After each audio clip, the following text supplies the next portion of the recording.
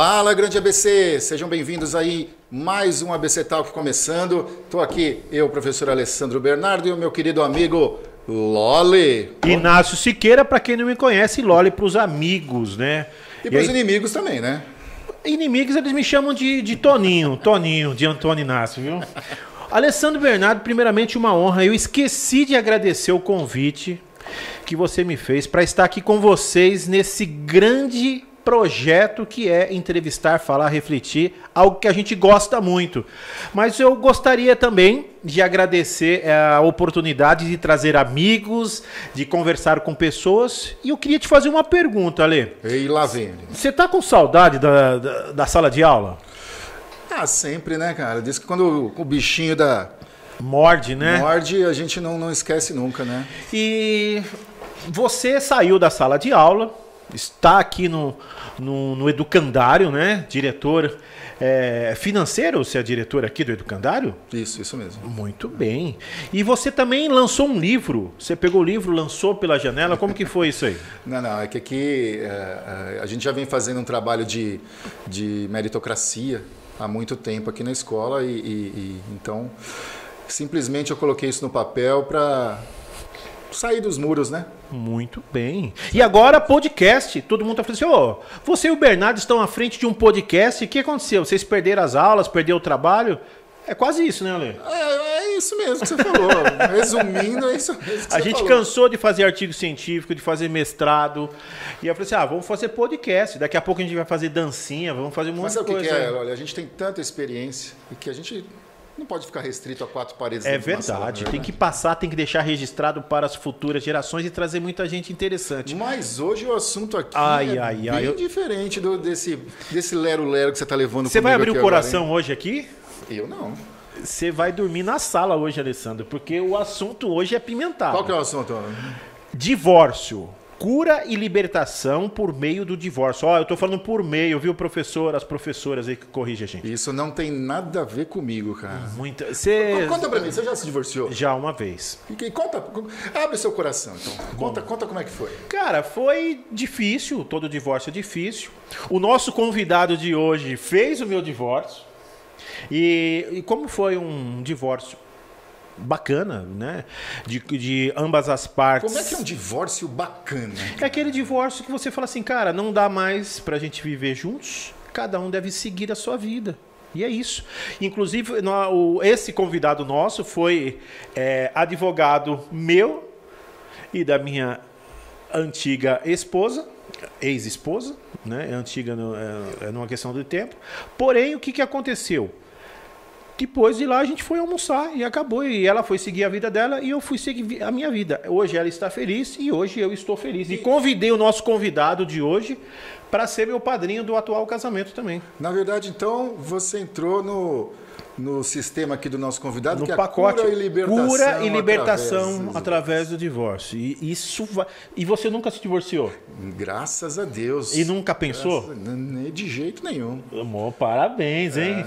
E lembrando que você viu como ficou bonito o nosso estúdio? Você não vai agradecer, não?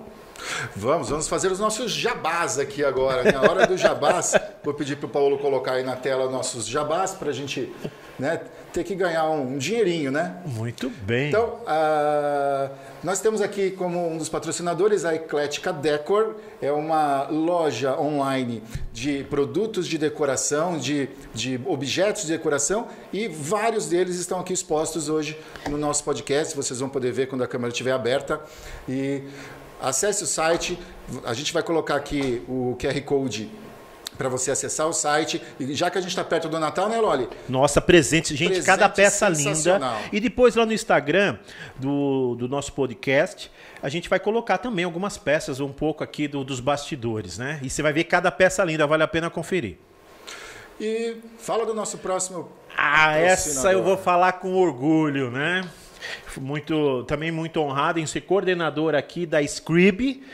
Nosso diretor executivo aqui acabou de beber água, molhou as palavras. Scrib é uma grande plataforma, um grande projeto que nós estamos trabalhando para que você traga o seu curso, tire essa ideia que você fala, eu não consigo montar um curso. Nós te damos media training, você vem aqui para o estúdio, treina, ensaia, monta o seu curso, a gente para a plataforma e você vai gostar muito, porque você ainda não tem que pagar nada. Você vai fazer uma negociação aqui com a Scribd, com o diretor. Você vai dar uma chance aí pra galera? Como que vai ser? Estamos aí.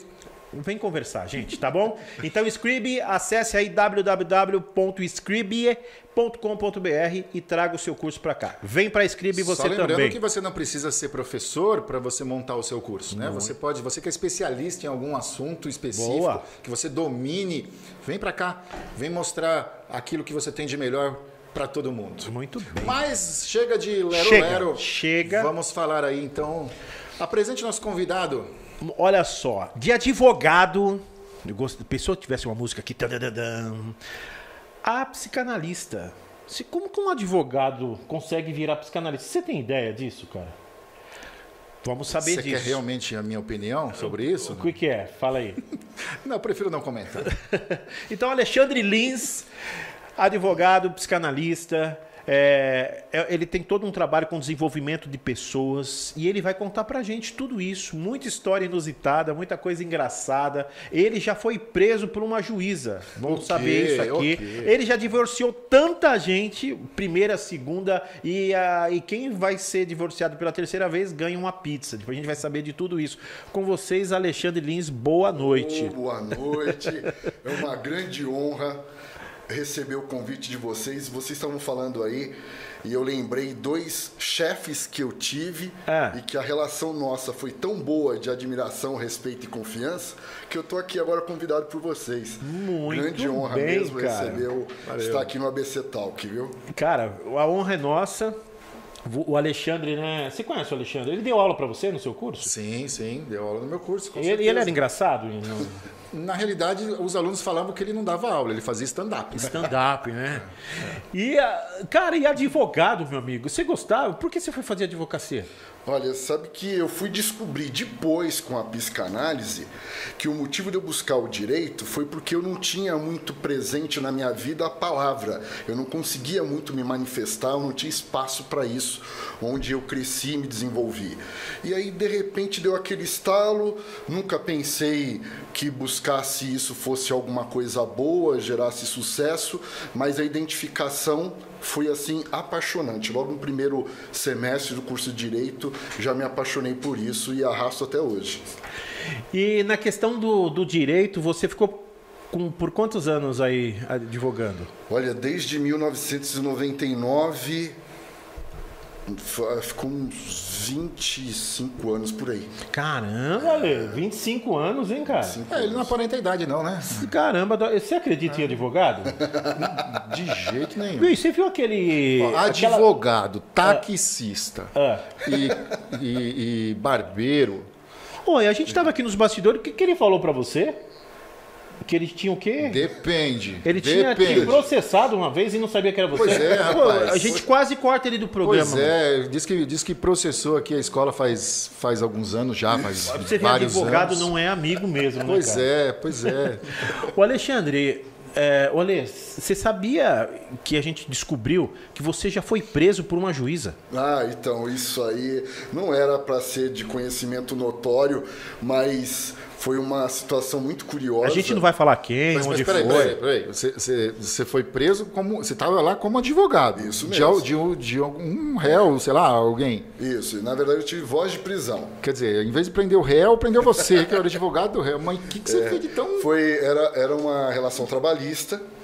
Então a juíza não estava nos dias muito interessantes dela, já estava muito estressada e é muito comum na justiça do trabalho você ter audiências muito próximas uma da outra e acaba virando uma linha de produção.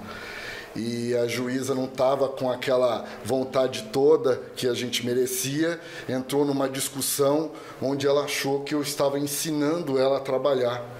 Então ela se ofendeu com isso, levou mais adiante e aí falou assim, você está me desrespeitando, então por desacato eu estou te dando voz de prisão.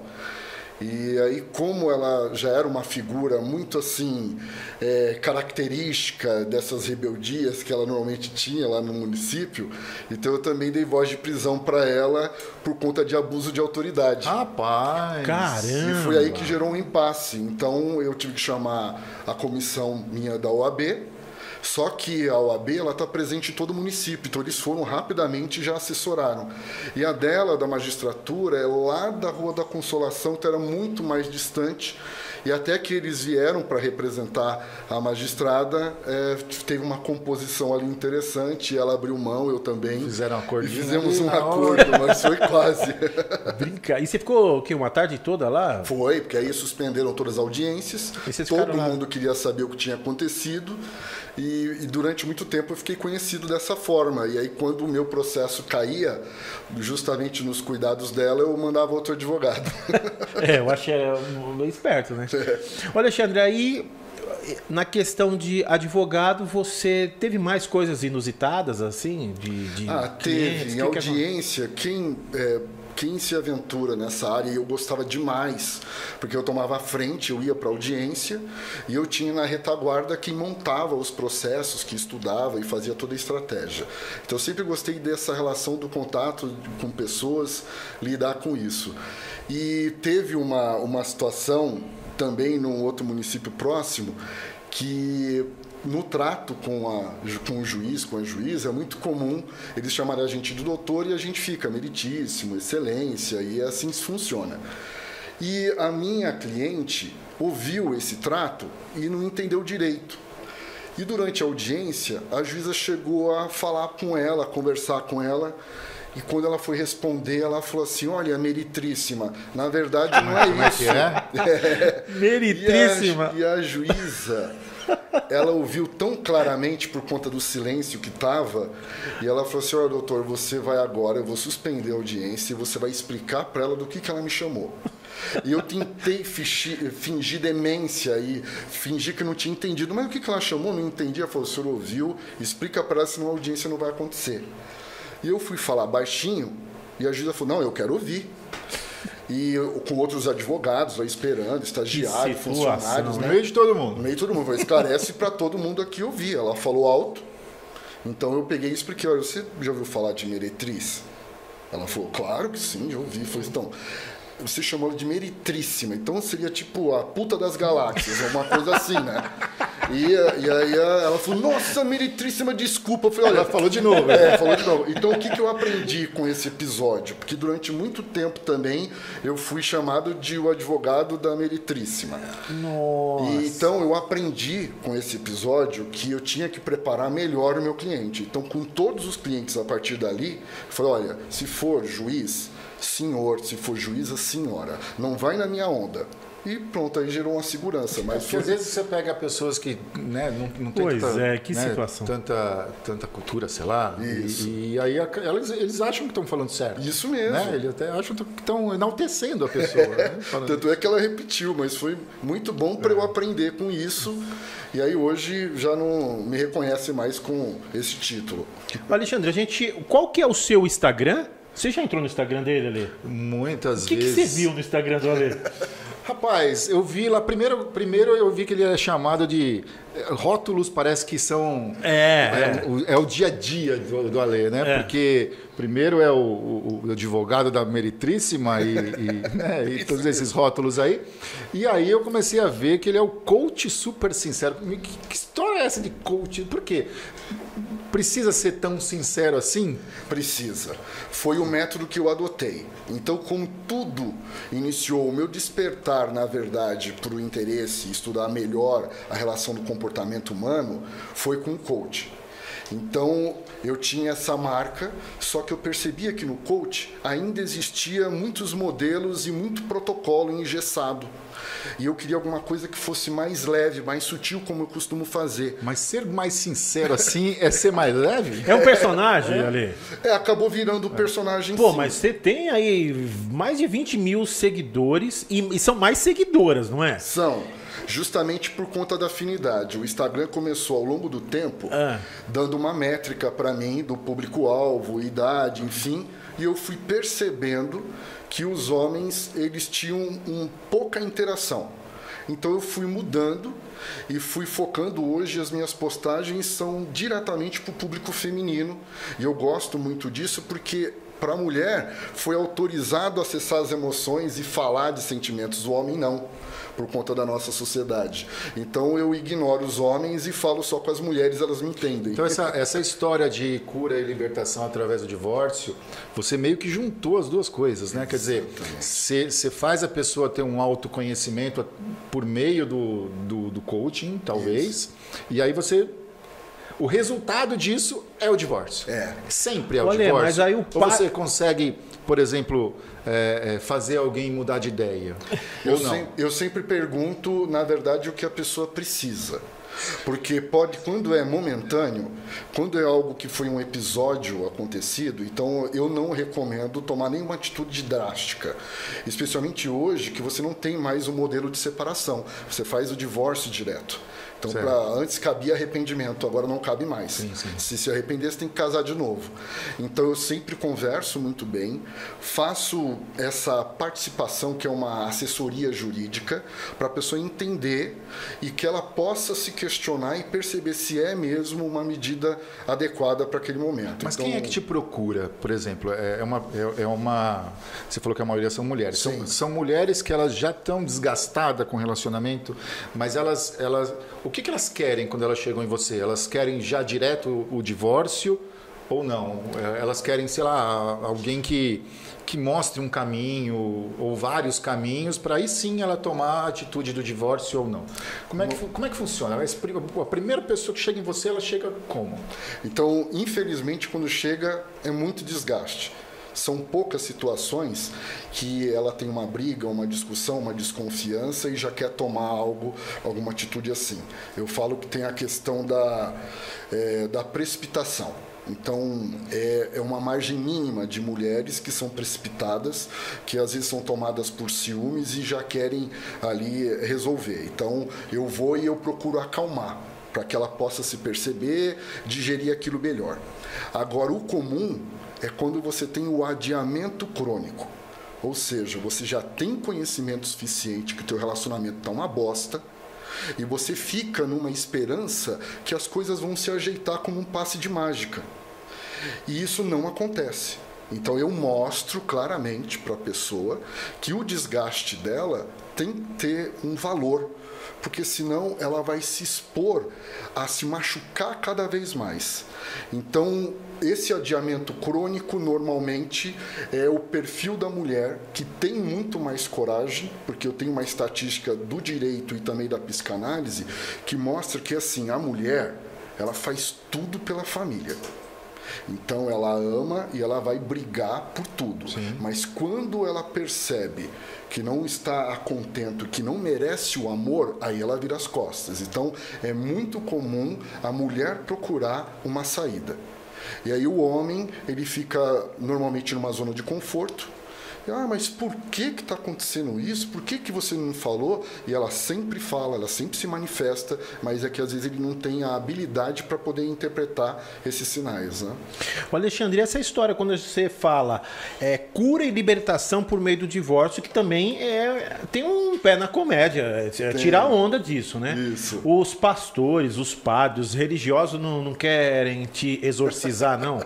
Olha, eles levam muito, assim, eu percebo até por conta das minhas postagens, que até mesmo das mais variadas religiões, o pessoal percebe que é uma tentativa de tratar de um assunto espinhoso de uma forma mais leve. Então não é tirar uma onda, assim, deixar uma brincadeira. Não é para dizer. Nunca ninguém te falou assim, poxa, eu prego aqui o amor, a reconciliação e você está querendo divorciar as pessoas. E você sabe, é perfeito essa sua observação quando você fala do amor.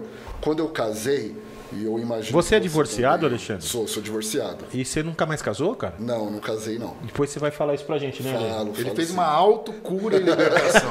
Isso. Nossa, você se curou de verdade, então. Quase rejuvenesci, eu acho que só faltou nascer cabelo de novo. Tá, mas aí a gente vai voltar à história aí. Conta aí. Então, quando você fala do amor, o que é comum na relação, qualquer líder religioso, quando ele vai promover a união, ele fala do amor e ele fala aquele jargão que é até que a morte os separe.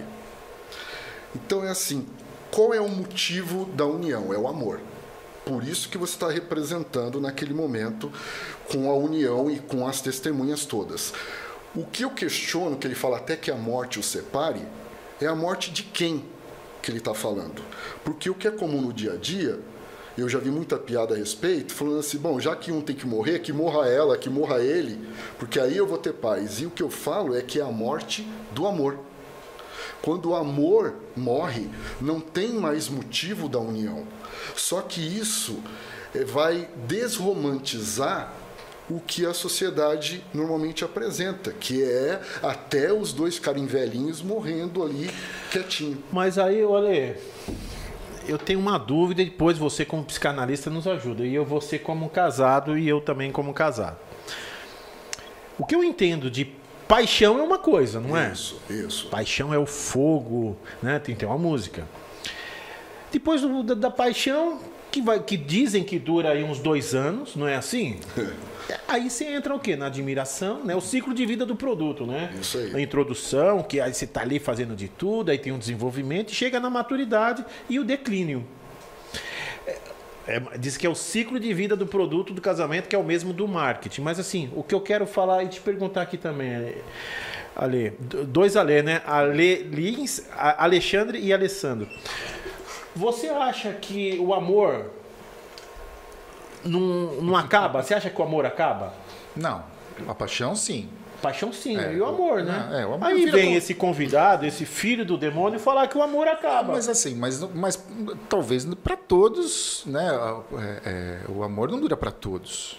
Né? Para alguns. Será que acaba o amor? Eu acho que sim, depende dos episódios que forem acontecendo durante a relação. Isso vai desgastando e vai abaixando o nível do tanque, vamos colocar assim, né?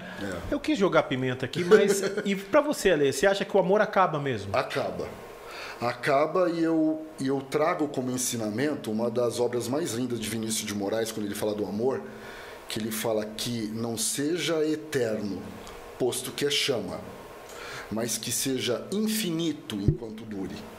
Então o que ele reconhece? Que é uma chama. E isso tira todo o romance do amor do que a gente aprende desde pequenininho. Então se o que vale é a intensidade, é o que você precisa naquele momento que vai ser suprido. Eu preciso casar. Então você vai lá e casa.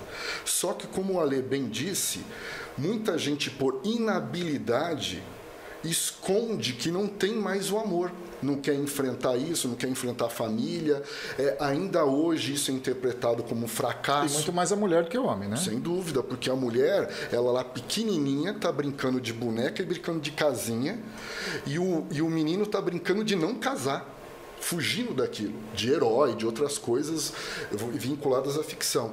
Então, quando ele chega num determinado momento da maturidade dele, e ele fala, puxa vida, a imposição agora, que normalmente a cobrança é da primeira célula da sociedade, que é a família, tem que casar, você está enrolando, por que não casa? Aí ele casa, aí tem que ter filho, outro filho. E aí você não dá conta de suprir tantas exigências que é colocada para nós. Então, quando a gente fala do comportamento, eu falo muito na quebra da crença.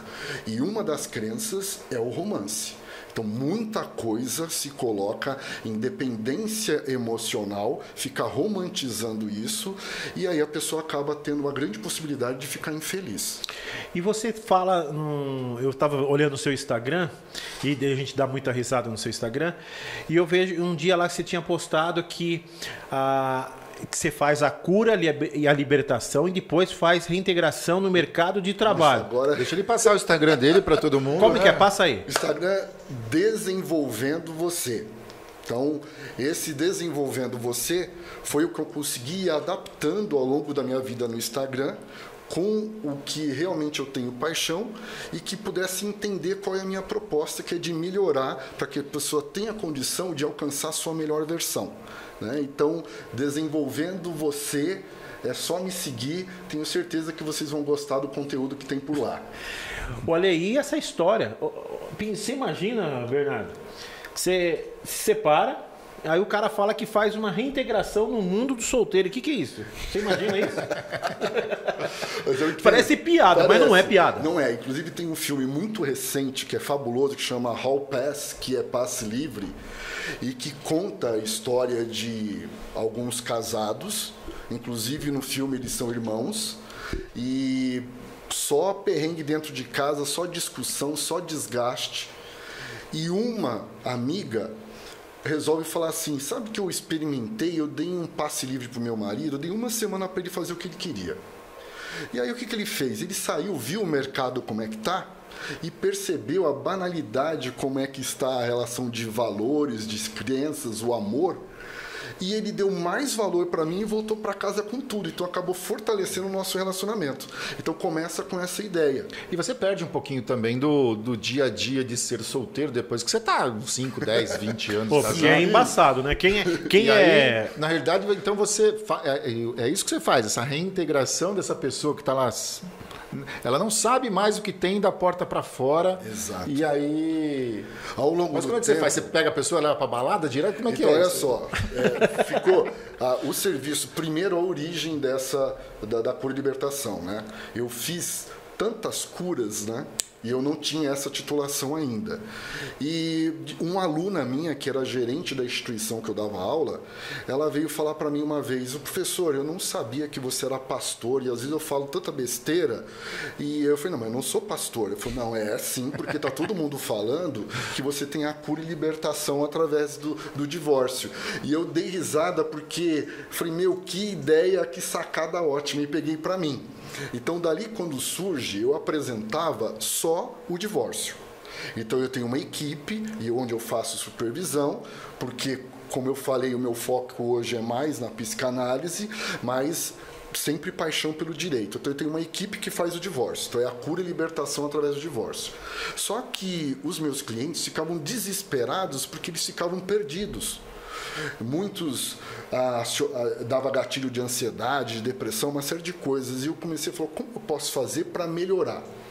Então, com a psicanálise, eu ofereço um processo de acolhimento, onde eu dou dicas para ele se cuidar, o que ele pode fazer para se levantar, para cuidar do emocional dele. Você não chega a receitar remédio, essas coisas? Isso não, porque não é da minha alçada.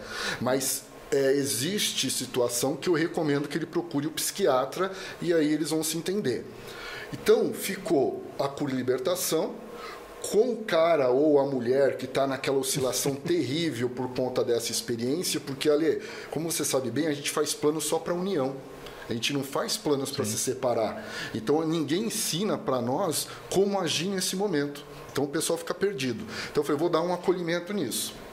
E ainda assim, como você falou, tem muita gente que fica perdidona, porque quando casa é muito comum se afastar da vida social, se afastar de alguns amigos. Exatamente, eu quero falar, os amigos, não existe mais os amigos, né? Porque os amigos seus de solteiro já ou estão casados ou, sei lá, mudaram para outros lugares e... tem que ter uma piadinha bem sem graça, né? Gente, é péssima piada, tá? Ela é machista, fica tranquilo, mas é só uma piada para descontrair, né? Que a diferença de um presidiário e de uma pessoa casada há mais de 20 anos. Né? É diferença ou semelhança? Pode ser a diferença ou semelhança. Né? A diferença seria que o homem casado, o regime é fechado, né? E o presidiário pode jogar bola e tomar sol. Né? Então, assim, é uma vida... Agora, tem a semelhança também? Não. Pode ser trazido como a piada é sua, cara. Não coloque na... Deixa o cara dormir em casa. Ô, Alexandre, mas nessa brincadeira, né, nessa ideia toda aí, teve algum caso que você levou o cara pra balada? Teve, conta aí teve um aprimoramento. Começa com o direito fazendo a cura e libertação, depois vem o acolhimento emocional e ainda estava faltando mais um desdobramento, que agora é o quê? A reintegração no mercado de solteiro. E parece uma piada, uma brincadeira que isso dá para fazer um filme, né? Você vê quantas Mas pessoas conta uma, começam... Eu vou contar. Eu vou contar uma que foi da... Eu sempre divulguei, sempre postei. Hoje eu chamo de combo, porque você tem o número 1, é a cura e libertação. Número 2 é cura e libertação mais o acolhimento emocional, para você voltar a virar gente. E o número 3... Voltar a virar gente é ótimo, né, cara? E o número 3 é a cura e libertação com acolhimento emocional e reintegração no mercado, que normalmente é de solteira. E a mulher, especialmente, por conta da dedicação dentro de casa, ela perde mais contato, na minha visão, do que o homem.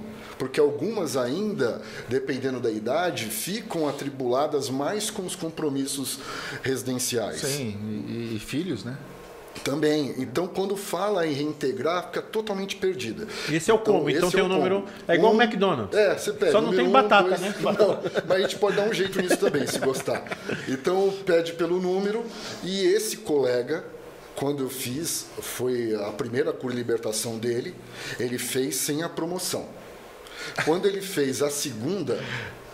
Aí eu falei, bom, tem também essa situação. Você separou o cara 2 vezes? 2 vezes.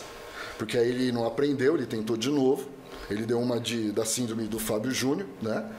Que é muito legal, porque o Fábio Júnior ele canta Alma Gêmea, né? E está tentando 7 vezes já achar essa alma gêmea. Então ele pediu, falou assim, eu estou precisando da reintegração. Porque eu acho que por inabilidade minha, eu voltei muito rápido para o mercado de casado. Aí eu falei, vamos lá. Então ponderei, levei, aí o que eu faço, Ale?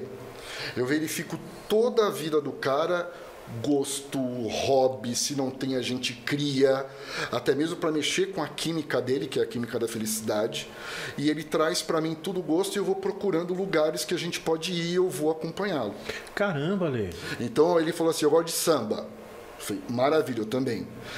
Então eu vou achar um lugar, fui com ele, nós apresentei ele para o samba, o cara já era um pé de valsa, se reintegrou com mais força ainda, adorou o ambiente, bebida, mulher, amigos, ficou feliz da vida. Então, quando vem a mulher, eu também, o que você... eu gosto de rock, é clássico. Eu levanto o perfil, vejo a casa que pode atendê-la e levo para fazer essa reintegração e ela quebrar aquele véu que fica, que é essa transição do casado para o solteiro. Você vê que atrás do painel, né, que é engraçado, né, tem toda uma verdade, né? Não, toda uma verdade, toda uma estrutura pensada, né? Nossa, eu tô abismado com a metodologia do doutor Alexandre. Pois é.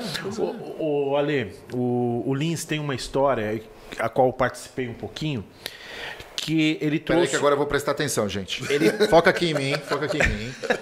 Agora vocês vão ver a história do momento desse podcast. Fale, Loli. Conte essa história para todos. Foi uma história muito engraçada, que o Alexandre trouxe um cliente indiano... o Shahid. Para o Brasil. Foi. Olha, conta, porque é uma reintegração internacional. Isso. Né, ao mundo brasileiro. Conta um pouco. A gente só não tem muito tempo, então vamos resumir. Então é assim, ele também veio de um relacionamento, eu fui saber depois, conturbado. Ele é um indiano que foi criado na França. Então, o primeiro vínculo foi profissional e ao longo do tempo virou um amigão e hoje está lá também causando, a gente sempre se fala. Ele teve um choque de cultura. Então, eu lembro de apresentar ele para algumas mulheres e ele nem estendia a mão. Então, ele ia lá, reverenciava, tal, as mulheres achavam a coisa mais linda. E ele, por conta da religião, por conta dos costumes, então ele ficava chocado com a nossa cultura, porque a gente acaba extravasando demais, confrontando a dele. E com o passar do tempo, como ele estava também atribulado do relacionamento dele, ele começou a pedir para me acompanhar. Então ele falou, será que dá para acompanhar? E na época eu tinha um trabalho muito forte junto com o Loli, e a gente saía, levava, apresentava alguns lugares para ele, sempre de uma forma moderada, ele era legal. Só que, como é comum para o gringo, ele quer saber do samba, ele associa o carnaval. E eu falei para ele que nós íamos para um samba, se ele gostaria de conhecer. Ele falou, mas eu não posso comer carne de porco, eu não posso beber e eu não posso dançar. Falei, não tem problema nenhum, você fica lá quietinho, observando. Quando nós entramos... Sei, estou até imaginando onde é que vai dar isso. Eu fui tomar um drink que eu adoro, que é uma caipirinha de lima da Pérsia, que ela parece um mel. Ele pediu para experimentar, eu alertei que era alcoólica, mas ela, não, deixa eu ver. Aí ele, parece suco. não tem nada de álcool aqui. Lógico que aquilo subiu para a cabeça dele, tomou ele todo, em questão de 30 minutos, o Loli me avisou, dá uma espiada no charrete como é que ele tá. Aí nós vimos, ele estava dançando com uma mulher, com um copo de caipirinha e beliscando torresmo na mesa dela. Então, para você ver o confronto que teve... Ele não podia comer carne de porco, não podia... Dançar. E como que foi o final da história?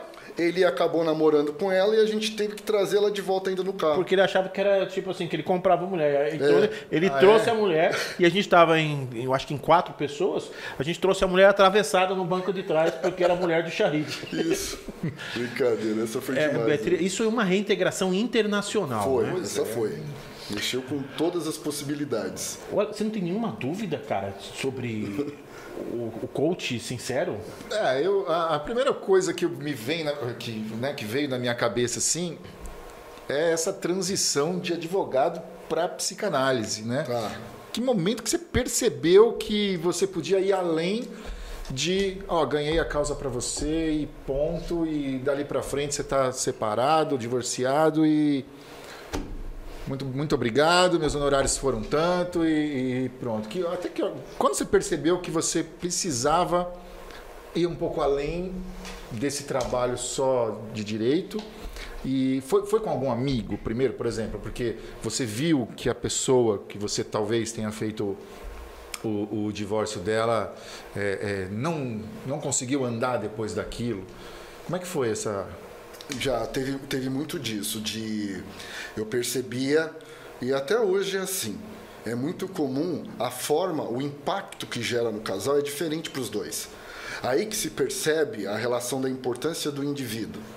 Porque quando se casa, gera uma tendência de virar algo único, e os dois perdem a identidade e começam a desaparecer. Então, quando você cria uma dependência que é gerada normalmente no convívio, e quando você cria essa ruptura, gera um trauma diferente para os dois. E eu percebia que no direito eu me envolvia com um problema, eu era um intermediário para a justiça. Você era uma ferramenta. Era uma ferramenta, né? E aí, como intermediário, eu me achava muito limitado e eu comecei a me frustrar.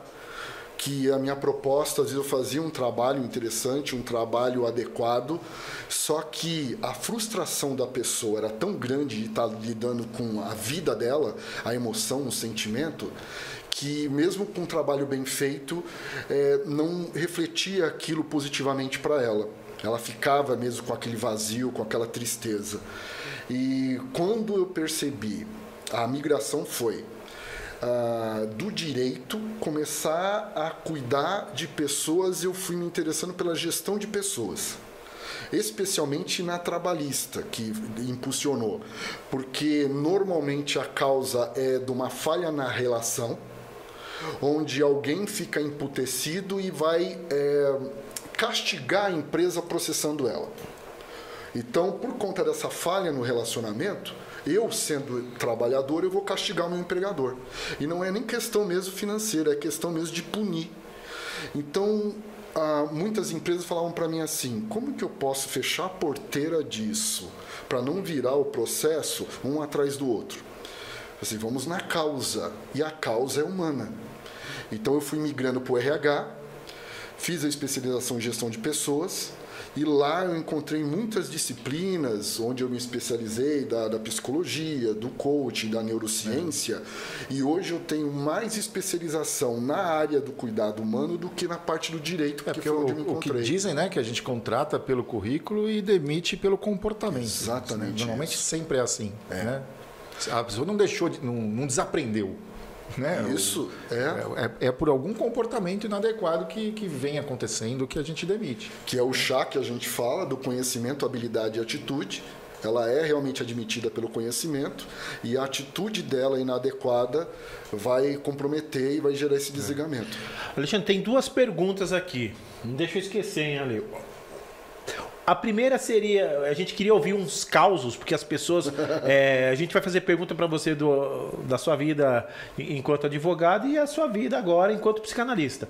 Como advogado, as pessoas tinham dúvidas sobre o que era Figgits. O que é? Tem uma história que ele deu aqui pra gente. O que é Figgits? Conta a sua história. Maravilhoso. E a pergunta que eu não posso esquecer depois é quando a pessoa chega até você, para você falar um pouco aí da parte séria do trabalho, do que é desenvolvendo você que está aqui na história. Mas primeiro, você sabe o que é Figgits? Nem imagino. O que você imagina? Estou com medo de saber agora. Ele falou, ó, tá escrito aqui, ó, tem Figgits, Hallis. Né? E depois conta um pouco esse jargão pra gente aí, dessas coisas engraçadas aí. Levando essa informação do direito, as disciplinas normalmente do direito, elas não são muito bem recebidas no curso. Porque o cara fala, pô, eu tô fazendo contábeis, tem que aprender legislação, ADM, legislação, RH, legislação. Mas contábeis o cara tem que saber. Ter, né? Por favor, né? É mais da metade que ele tem que saber. Verdade. Mais do que fazer conta, ele tem que saber qual é a legislação. E para contextualizar, o Alexandre está falando um pouco, a gente tenta não entrar, mas é coisa de sala de aula, que ele também foi professor há muito tempo aí, né, Ali? Então, o que era muito interessante na sala de aula, que eu fui perceber também depois, que eu adotei um perfil mais leve, mais brincalhão, para que o aluno não tivesse o distanciamento comigo. E deu muito certo, porque eu percebia de comentários com professores que eram mais rígidos, que qualquer deslize do professor já virava uma condenação. Ah, tá vendo? É o certinho aí errando, aí não cobra da gente e faz errado. Então tinha um rigor muito grande e esse professor penava para dar aula pro pessoal. Então eu fiz do jeito, sempre faço, que eu gostaria de receber a aula. Então eu procuro sempre deixar as pessoas à vontade para trocar experiência. Só que nessa troca eu abro muitos acontecimentos meus, falo da minha vida e eles também trazem muitos acontecimentos das empresas. E o que é curioso no choque que tem do próprio vocabulário da legislação é que quando você fala, por exemplo, escrutínio secreto, que aparece muito em convenção coletiva, quase todas têm. O escrutínio secreto é o voto, simplesmente isso. Só que quando vai se montar a convenção, quer colocar um palavreado mais sofisticado, só que não é todo mundo que entende. E aí um aluno trouxe, professor, eu estou com um problema lá na nossa convenção e é o escrotinho secreto. Eu falei, olha, cara, acho que não é, não. É sim, é o escrotinho secreto. Aí eu falei, não, escrotinho não, vamos lembrar o que é escroto. Imagina se ele é secreto, é porque ele não desceu, acho que o cara pegou cachumba, alguma coisa. Então a gente ria junto. A outra situação do Figgits foi maravilhosa, porque eu estava explicando para a sala que os 2 anos que você tem para entrar com o processo. E aí um aluno falou, puxa vida, professor, 2 anos mesmo, porque eu tenho 3 anos que eu saí da empresa e agora que eu descobri que eu tô com um problema no Figgits. Aí eu falei, Figgits? Que negócio é esse? Ele falou, o fígado. Eu falei, parece o Mussum falando fígado, né? Aí eu associei a fígado, eu falei, você trabalhava com algum agente insalubre? Não. Tem que ser insalubridade para poder gerar problema de intoxicação no fígado. E eu fiquei pensando, ele falou, não, professor, que insalubridade? Eu trabalhava em banco. Eu falei, cara, mas o que é esse negócio do Figgits? Esclarece melhor. E a sala com aquele silêncio, todo mundo compenetrado para ver se resolvia. Aí ele falou, o Figgits da Caixa Econômica. Quando ele falou isso, vida. Aí eu vi que era o FGTS. E o cara meteu um I e ficou Figgits. E aí eu chorei. Eu expliquei para ele também o equívoco, a sala também, todo mundo riu junto. E é lógico que aí vira o cara do Figgits. Acabou, né? Assim como ganhar rótulo, né? Em sala de aula ainda que ninguém perdoa, né? Quando teve... eu falava muito em demanda, conflito judicial, litígio. Aí uma aluna... Professor, quando você fala tudo isso, é botar no pau! Só que ela falou pau de um jeito que parecia o Henrique Cristo falando meu pai. Aí... Acabou, né? Já vira... Todo mundo riu. Quando teve um trabalho, menina do pau, vem cá. Aí já chamaram ela de menina do pau. Então tem muita coisa curiosa, normalmente voltada ao vocabulário que ainda não está adequado na vida da pessoa. Então, se escuta muito cesta base. Uma vez eu fui oferecer uma vaga, aí a pessoa veio falar para mim, mas... o salário é muito baixo, mas você não tem tique? Eu falei, não, tique eu não tenho. Quem deve ter é você. Nossa, tem muita coisa legal que fica curiosa. A primeira vez ali que eu ouvi falar do Resisto. Registro? Então eu estava perguntando se a pessoa tinha experiência que eu ia indicar para uma vaga. E ela falou assim, eu trabalho com Resisto. E aí eu falei assim, puxa, eu também, às vezes eu não tô legal, não tô afim de ir, eu resisto, mas eu tenho que ir, né? É importante. Aí então ela falou, não, você não tá entendendo. Você também não perdoa também, né? Não dá pra... Olha, mas é engraçado essas histórias tristes, né? Porque a pessoa tá ali para aprender, né? E ela não tem ali a noção do vocabulário e depois ela vai aprendendo, e vai desenvolvendo, né? E por isso que eu gosto. E eu acho que esse é o limite, né? Do expor a pessoa a um ridículo, né? Tem gente que fala assim, e como que você consegue esse limite de não acabar com a vida da pessoa ali, né? Qual é o limite do humor, Alexandre Lins? O limite é a lei. É a lei. O limite é a lei, né? O limite é injúria, difamação e calúnia. Se você cair nisso, se a pessoa se sentir ofendida, ela tem todo o direito de buscar uma reparação. Então, o que acontecia dentro da sala de aula e que eu conseguia tornar ela mais leve é porque desde o começo eu falava, aqui é o nosso laboratório, é aqui que eu quero que vocês errem. Fale errado aqui. Vamos aprender junto, a gente vai rir e vamos consertar aqui dentro. Porque no mercado de trabalho, ele é muito cruel. Ele não vai permitir. Imagina numa seleção, a pessoa comete um equívoco desse, de falar que trabalhava com Resisto. Aí pode ser que o selecionador não tenha tanta tolerância. Não terá. Não, e a gente está brincando aqui, né? Mas é sério e a ideia não é levar a pessoa ao vexame, né? Mas assim, e sim desenvolver. Ô, Bernardo, você acha que o humor, né? A gente depois vai consultar o advogado aqui, que já te processou, cara. Pois é. Eu fiquei sabendo. Mas a gente entrou num acordo. Chocado. Deu acordo? Mas na época nem cabelo branco eu tinha, cara. E eu devia ter algum cabelo. Ele tinha algum cabelo ainda. Tinha cabelo. Agora, Lê, você acha que o humor, dentro desses movimentos hoje, você acha que ele ficou chato? Ficou chato para dar aula, você que é professor, palestrante. Como que você sente? Não, 80% das coisas que nós falávamos há 10 anos atrás, a gente não pode mais falar. Ficou chato? Você achou que ficou muito chato, né? É o que dizem, né? Quer dizer, os Trapalhões hoje em dia não teriam mais como fazer nada. Né? Muitos humoristas antigos não têm mais lugar. Ficou chato, né? Ficou chato. Olha aí, o próprio Renato Aragão já deu uma entrevista que eu vi que ele se arrepende hoje de coisas que ele fazia naquela época. Caramba. Entendeu? Por quê? Mas são tempos, né? A gente entrou num senso comum também, né? De chato. Talvez nossa geração não entenda direito essa nova onda que está vindo, né? Alexandre, e você, por exemplo, quando uma pessoa se sente ofendida, uma reparação é diferente de um processo, né? Porque a reparação ela pode acontecer até com a própria retratação do ofensor. Então é muito comum, olha, eu me senti ofendido, eu quero que você peça desculpas. Então esse pedido de desculpas, que pode ser de uma forma particular ou pública, serve de reparação de acordo com a intensidade do dano sofrido. Então hoje quando a gente vai para uma rede social e ofende alguém, a reparação fica pior, vai ser considerado o número de seguidores, o alcance que isso tem. Então isso dá... Pode ser reparação virar em grana, ou algum tipo de obrigação de fazer, como dar algum tipo de acolhimento, cesta básica, atendimento para algum órgão público. Então é sério, então hoje em dia você não pode ir falando qualquer bobagem né? Não pode. Então, apesar de sabe o que eu estava assistindo ontem, né, já uns dias atrás, a Jovem Pan, e o Augusto Nunes, né, do lado do Pingo nos Is da Jovem Pan, ele estava dizendo que a Gleisi Hoffmann, presidente do PT, tinha processado ele porque ele tinha chamado ela de amante. Né? E aí ele falou, ela pode me processar quanto ela quiser, porque eu sempre vou ganhar essa ação, porque ela estava na lista da Odebrecht com esse nome. Então eu estou apenas repercutindo um documento que já existe.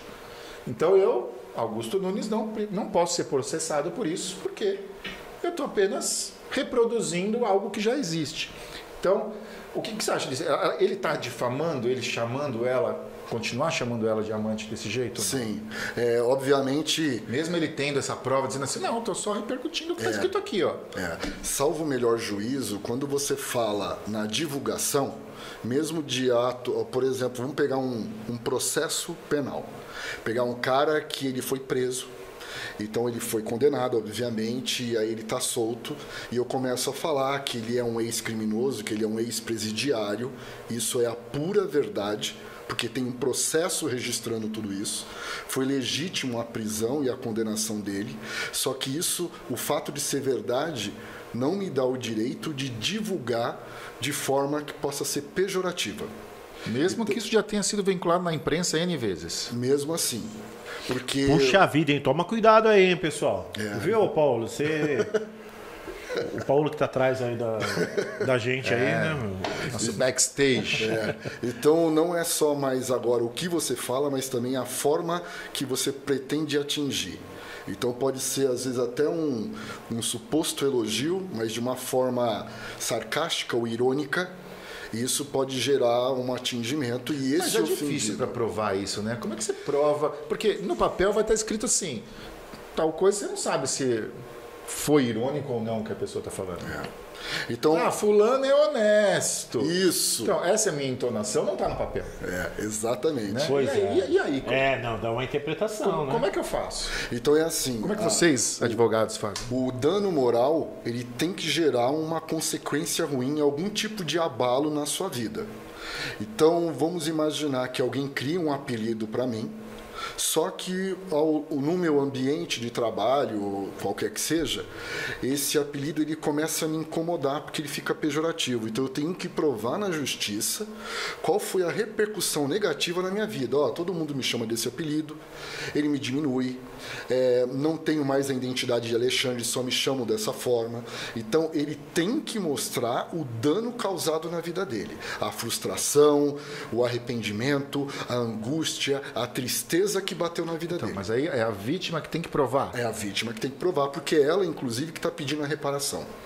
Certo. Alexandre, lá na escola, quando o pessoal te chamava de Kiko, do Chaves, você pediu reparação? Nossa, isso foi maravilhoso. Sabe o que aconteceu? Ele era o Kiko. Olha o que aconteceu. Eu fui chamado para ser paraninfo e aquilo me orgulhou demais. E de uma forma muito descuidada, o administrador inseriu. Tinha uma tonelada de turmas lá e ele colocou e ninguém percebeu que eu fazia parte do grupo. E estava no final das aulas. E eles começaram a falar assim, e aí, tem o material do Kiko? Hoje tem prova do Kiko. E eu recebia tudo, olhei e falei, prova do Kiko? Mas a prova é minha. E eu perguntava para os alunos, sabe? Aí eles conversavam, né? E falava assim, gente, qual que é o apelido do professor tal? É Cabeção. E o outro? É alemão, é galego. Todos os professores tinham apelidos. E qual que era o meu, Ale? Eu não posso falar. Pode falar, não vou. Tirem as crianças da sala. Eu tinha um apelido. Tirem as crianças da chateado, sala nesse momento. Mas fala aí, qual que é? Júlio do Cocoricó. Júlio do Cocoricó. Mas sabe que olhando direitinho, parece mesmo. E o Ale, você lembra como que a gente chamava ele? Não lembro, não. De Fanta Suquita. O quê? Do tiozinho da Fanta. Você era meio enferrujadinho, assim. Né? Poxa, e a gente... Olha o quanto... O tio da Suquita se deu bem no final, hein? Deu sim. É isso mesmo. Eu não. Só o tio da Suquita. Mas né? Poxa, e você vê quantos nomes eles chamavam a gente, né? E aí, quando teve isso, que eu fui percebendo, eu perguntava dos apelidos, eles não falavam, não, você não tem. Falei, tem coisa errada aí, né? Todo mundo tem, menos eu. Aí eu descobri que era Kiko, fiquei quietinho. Quando foi pra formatura, e tinha lá os minutos para eu trocar uma ideia com o pessoal, e eu falei isso, eu fiquei muito chateado. Teve um confronto de emoções. Primeiro, a honra de ter sido chamado como paraninfo, e depois descobri que vocês ficam me chamando de Kiko. Aí ficou aquele silêncio, aparentada a família junto, né? O anfiteatro gigantesco. Dei uma lição de moral. Você via até os familiares olhando para os alunos assim, falou, pô, que é isso? E aí eu fiquei tão magoado que a minha vontade era de chorar, mas eu acho que eu vou chorar aqui. Aí eu falei assim... Acabou. Deu tudo certo e a gente riu Maravilha, junto. muito bom, né? Olha, Alexandre, agora um momento especial aqui, hein? Qual que é? Você vai ter que abrir o seu coração e a gente tem umas perguntas cabulosas pra você. Ixi. Porque você fala... Quanto tempo aí tem? Já acabou? 1 minuto? Não, tem 1 hora de gravação. Já temos? Caraca, como a gente Então, falou. pra gente O finalizar... papo tá rolando Tá legal. rolando. É. Pra gente finalizar, você é contra a família, Alexandre Lins? Não, totalmente a favor da Agora família. você pegou Pô, pesado, hein, então por que cara? você fica divulgando cura e libertação? Você é contra a família? Não, porque a família não tem necessidade do casamento para existir. Eu sou exemplo disso. Eu sou, ou pelo menos procuro ser o melhor pai do mundo para o meu filhote, e eu percebo que a mãe dele também procura ser a melhor mãe do mundo. Existe a família, né? Então não sou contra, totalmente a favor, dependente. A família é a primeira célula da sociedade, é onde a gente busca suporte, busca amor para a vida inteira. Alexandre, você acha que você foi frustrado no seu casamento e por isso que você nunca mais casou? Não, porque o tempo que eu fiquei casado é o tempo que deu certo. A hora que começou a não ter mais sinergia, onde eu não colaborava mais para o crescimento dela e nem ela para o meu, então foi onde a gente conversou para poder seguir rumos diferentes. É isso aí. Você tá pegando pesado. Aí vocês gostaram, hein, gente? Aí o padre, o padre Jagunço, um É o amigo. tira bom e o tira ruim aqui. Sabe? Ô, Alexandre, e aí, acabou então? Tem o livro de cabeceira. Poxa, Né? Esquecemos aí Pergunta do livro de pra cabeceira. ele, então, hein? A gente sempre, Ale, em todos os nossos convidados, a gente pede para que lembre de um livro que marcou sua vida, que seria um livro... Não é um livro... Pode ser um livro atual, mas também um livro que marcou sua vida. Por exemplo, hoje, todos os podcasts a gente coloca um dos nossos livros de cabeceira aqui. Hoje está aqui O Sonho Grande, do Jorge Lehmann. Na realidade, não é do Jorge Lehmann, é da Cristiane Correia. Mas fala sobre toda a história... sonho grande, muito bom esse livro. do Jorge Lehmann e dos seus parceiros, claro aí, os seus sócios. Fale aí qual que é o seu livro de cabeceira É um recente, vou falar, que eu adorei, foi do Abílio Diniz. E, inclusive porque ele fala no livro dele, o aprendizado que ele teve do autoconhecimento foi depois de velho. Então ele hoje, dentro do poder que ele tem, da inteligência toda e que o que ele administra, o que ele compartilha é que quanto mais você se conhece, melhor você se relaciona com as pessoas. Então isso eu tirei para mim como um baita aprendizado, porque é basicamente o que eu faço dentro do meu processo. Ajudar as pessoas a se conhecerem para elas poderem se relacionar. Muito bem. E o seu? Qual que é o seu livro de cabeceira? Que Cara, eu nunca perguntei isso para você? Eu tenho vários livros de cabeceira, eu não consigo ter um, mas assim, um que eu gosto muito é Gestão Ágil. Gestão ágil. Ágil, do Haidt Horten. Esse livro fala de por que a gestão, hoje em dia tem problema. Porque a gente precisa da agilidade e a não burocracia. Então ela fala da gestão ágil. O que é uma gestão ágil? É uma gestão que por que as startups estão dando certo hoje? Porque é uma gestão ágil. Eu não vou ficar criando burocracia, reunião em cima de reunião, para resolver a reunião da semana que vem. É ágil, é rápido e é dentro de uma questão que a gente consegue achar o problema e não culpados. Então eu gostei muito desse livro. Legal, é isso aí. É isso, obrigado a sua presença aí. Obrigado, Alexandre Lins. Foi muito legal, falamos de vários assuntos aqui, fomos da psicanálise a... Nossa, a processo. Ao direito, a processos. Olha aí, hein? Né? Olha aí, encontrei isso na internet, brincadeira. Tchau, tchau. Obrigado aí pela oportunidade. Não esqueça de ativar o sininho, se inscreva no nosso canal. Estamos aí. Semana que vem tem mais. Beijo. Tchau. Tchau.